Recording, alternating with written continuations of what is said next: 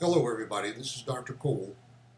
It's Sunday evening, June 28th, and we're getting ready for the second week of the summer term for 2020, the second week of Humanities 2333.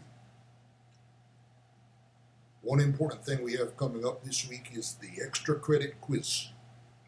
The extra credit quiz will go live at midnight tonight, Sunday, and it will be available for you to take all week through midnight, Friday, July 3rd. This is a chance for you to earn up to 15 extra credit points. You don't have to take the quiz, but if you do, you'll earn 3 extra credit points for every item you get correct. The subject matter is informal fallacies. You should have gotten an email laying out the material that you can study to prepare for the quiz on informal fallacies. There is the last few pages of my Lecture 2 class notes on the course website in the content area under Lecture 2. Then there's the exercise that you should have received in an email. Can you spot the informal fallacies? And the answer to those 10 exercises is at the end of the class notes for Lecture 2. Then there are a few pages in your textbook, and you also should have received a link to a website maintained by the Philosophy Department at Texas State University that goes through some of these fallacies. These are fallacies that occur all the time in the press, in the media, in advertising, in everyday life. And we should be familiar with these fallacies when they crop up so that we can spot them. So when you click to take the quiz,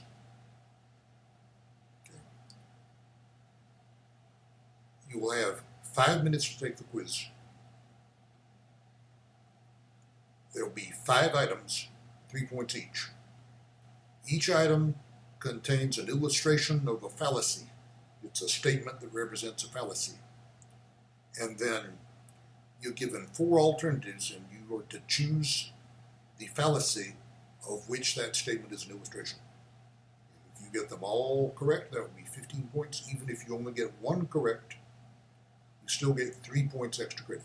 3 extra credit points for every item you get correct. Now, the first written assignment is due a week from Thursday. This Thursday is June 30th.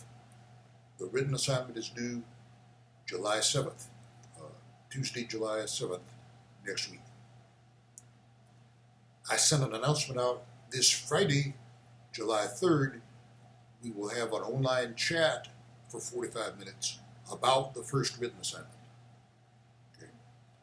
To take part in the chat, go to the content area of the course website, click on online chat. You'll have to click through at least one more time, I think.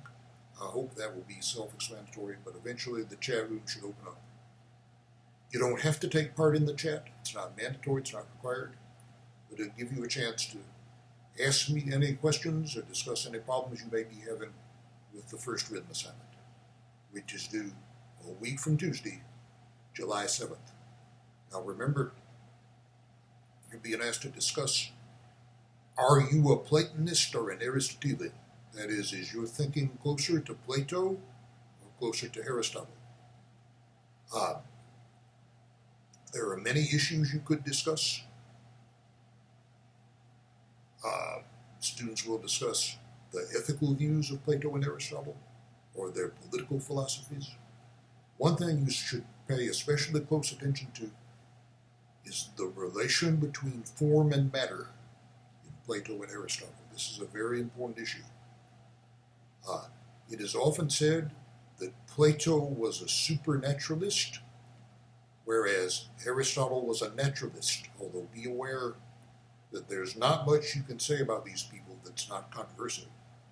Now, what do we mean by the relation between form and matter? Instructors often use the example of a horse named Dobbin. Now, suppose we've spotted Dobbin out in the field or on a farm. Plato would say that Dobbin is a horse only insofar as Dobbin partakes in the ideal form of a horse. And the form is to be found, as far as we can tell in Plato's thinking, in another dimension, in the next world, a supernatural realm of some kind, where we find all kinds of forms, including the form of the good, which, as you will see, is very important for Plato. Aristotle, on the other hand, says that both the form and the matter of the thing, Dobbin, the horse, or anything, or anybody else, they are both to be found in the thing itself, and not in any otherworldly supernatural realm. So, whose thinking are you closer to on that issue? That's one thing to be thinking about, although it's up to you to decide what you will write about in this written assignment. You have an extensive assignment from the textbook for this week. You have Plato and Aristotle, and you also have the rationalists and the empiricists. And there's a total of 6 textbook chapters assigned for those 2 units that are on the syllabus for this week. Okay. That's a lot of reading. On the rationalists and the empiricists especially, I've condensed this down beginning with the summer 2020 term. This stuff used to take up much more of the course than it does now. Basically, we're talking about 4 philosophers: Descartes, Locke, Hume, and Kant, over the issue of whether knowledge comes from experience alone, or whether it's possible to get genuine knowledge from sources other than sense experience. That's the issue between the rationalists and the empiricists. What I might suggest is, after this week, your written assignments are not so long, so you might want to put some of that reading for this week off until after you have finished the written assignment. The next couple of weeks, next week and the week after, leading up to the midterm exam, the reading assignment for the textbook is not so long. So you might want to handle it that way.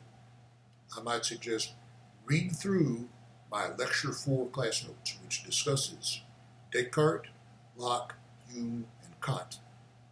Okay. Read that through as carefully as you can, and read through the 4 chapters from the textbook that discuss that material. Read them through fairly quickly if you have to.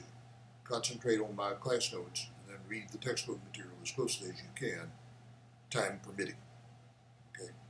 And you might want to save some of that for next week rather than this week, since it is a fairly long reading assignment. You have 2 chapters to read on Plato and Aristotle, and 4 from the textbook on the rationalists and the empiricists, in addition to my class notes that are up on the course website.